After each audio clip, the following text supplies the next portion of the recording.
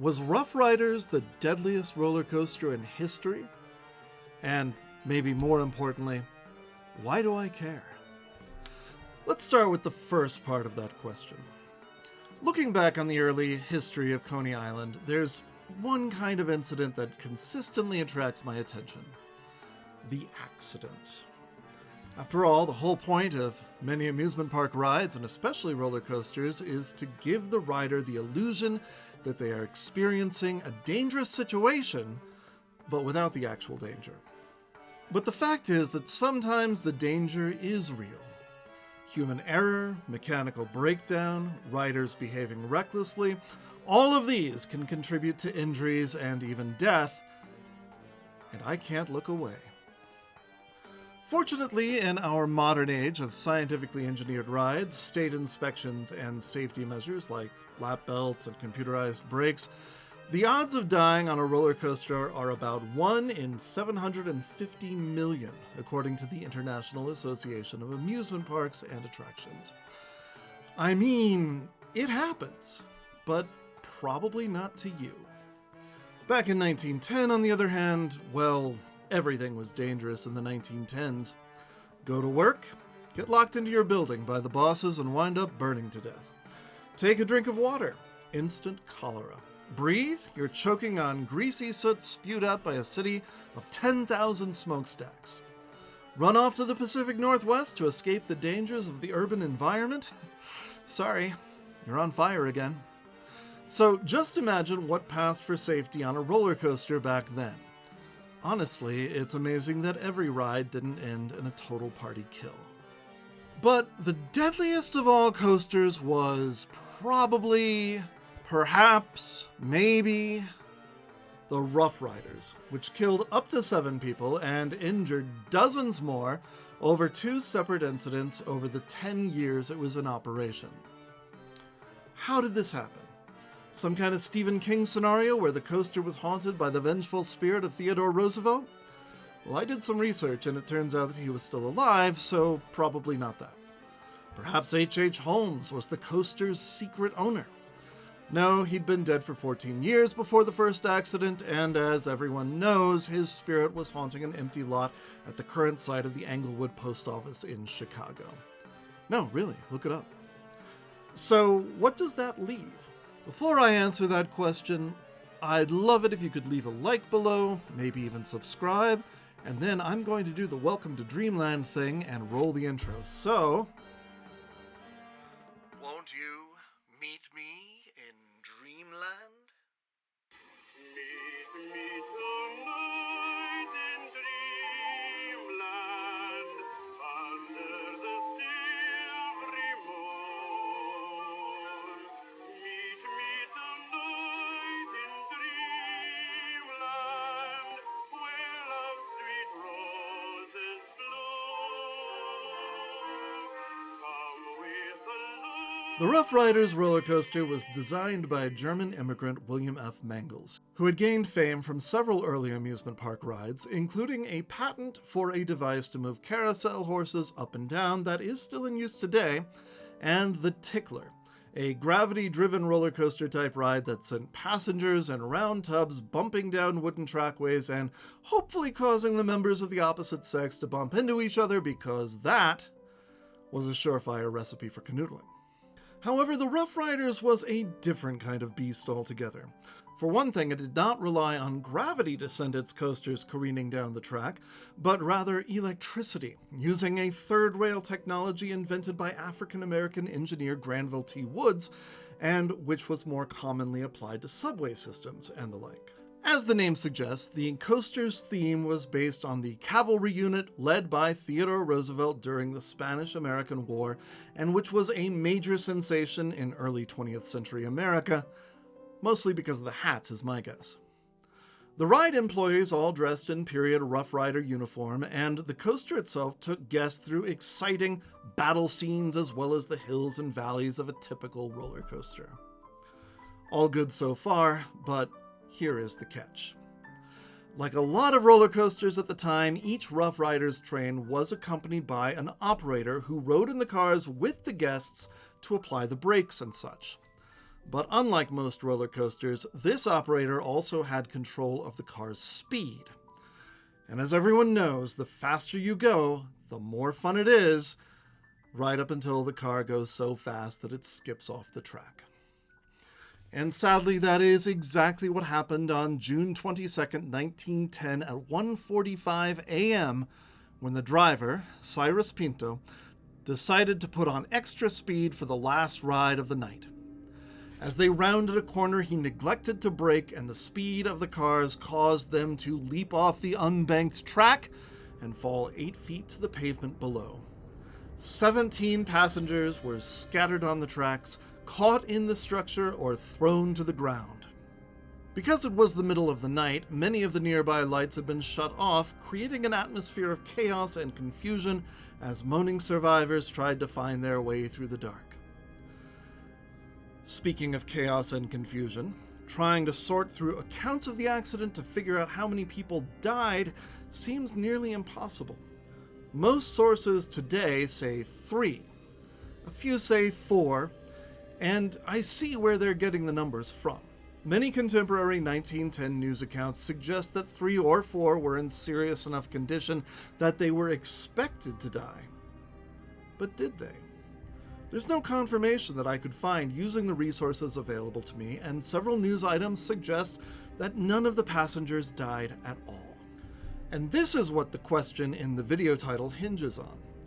If 3 or even 4 people died on the ride in 1910, then Rough Riders was, in fact, the deadliest roller coaster in history. Because Rough Riders definitely did kill several more people before it was finally shut down. 5 years later, on the evening of Thursday, July 27, 1915, the Rough Riders had an accident that almost exactly mirrored the previous one. Once again, the driver, 24-year-old James McDonald, pushed the ride to its limit as it rounded a curve, causing the car to jump the track. In 1910, though, people in the car had only fallen 8 feet or so. This time, several of them plummeted 40 feet to the ground. As reported in the New York Sun, the screams of 16 persons in the cars alarmed the crowd below. McDonald, the driver, was shot headfirst to the stone walk. In the crowd was the Reverend B. Gallo of the Church of the Sacred Heart. He rushed to where the driver lay and, finding his heart still beating, administered the last rites of the church. McDonald's was dead when a few minutes later an ambulance from Coney Island Hospital arrived. Sergeant Dennis T. Kennedy, who was nearby, summoned policeman John Hubman and Detective Charles Kellerman in Vitelli. They climbed up to the archway and pulled back to safety a number of the occupants of the car who were hanging perilously over the side. They found one man hanging entirely out of the car, head downward, with a young girl who had been seated next to him despairingly clutching his trouser legs. The New York Tribune elaborated that a Mrs. Clara Moles managed to hold on to her 6-year-old son while clinging to a crosspiece of the railway. There she clung while the 3 who had ridden with her shot downward to their deaths. She still held on while the crowd gathered below her. Her hand was bleeding with the strain of the 2 bodies which it supported. The mother did not release her hold until she felt the arms of the rescuers about her, and the cruel weight of her son vanished. And then she fainted. In addition to the driver, James McDonald, a Mrs. Hartman and a 14-year-old girl named Ruth Cuddy had been seated in the front car and also fell to their deaths. Shockingly, the ride had been inspected earlier that day by a representative of the building department and declared in good working order. Soon after the bodies were cleared away, New York police arrested the manager and part owner of the ride, Thomas Ward, on homicide charges, but a trial the next month held him as blameless. The jury found that the driver, McDonald, drove at excessive speed and caused the crash, and since McDonald was, well, dead, he couldn't be punished. Although he was exonerated, Thomas Ward seems to have been profoundly affected by the accident, and soon after the trial declared that he would tear down the ride, saying, "I do not wish to be identified with a business apparently as hazardous as this. I am going to pull my money out. I regarded the coaster as safe, but this accident has brought the danger home to me with telling force." And he did just that. It went unreported in the papers, but sometime over the off-season, the Rough Riders coaster was quietly demolished. So what are we left with? A grisly world record that may or may not exist. If 6 or 7 people died, Rough Riders is the deadliest ever. If only 3, then the title is held by the Big Dipper roller coaster in Battersea Park, London. But this is where the second question becomes relevant. Honestly, what is the difference to us, living over 100 years later, when all the folks who rode the Rough Riders during its entire lifespan, from 1907 to 1915, are dead anyway? So I've been thinking, what is it about this possible record that draws me in? Well, first of all, there's that essential irony of a roller coaster accident that I mentioned before. We all know that folks have died on amusement park rides, that sometimes the illusion of danger, which is fun, crosses over into the reality of danger, which is really not fun. So when someone is killed this way, that death stands out in stark contrast to the intention of the ride and makes much more of an impression than, say, a car accident. We get onto the roller coaster because it seems dangerous, yet promises safety. An accident betrays our faith and our own understanding of how things should work. And then there's the world record factor. We're interested in the most extreme version of things. When I was a kid, the Guinness Book of World Records came in these solid brick-like paperbacks, just page after page of the most, the least, the tallest, the shortest, the heaviest, the thinnest, the deadliest, and I, like so many other children of the 80s, found it absolutely fascinating. So when I read about the Rough Riders and the up to 7 people who lost their lives to what seems like the deadliest roller coaster ever, I had to know more. And when I found that there were perhaps only 3 who died, I honestly felt a little disappointed. And there is a perversity to that I am not comfortable with. Finally, there is another manifestation of that interest in extremes.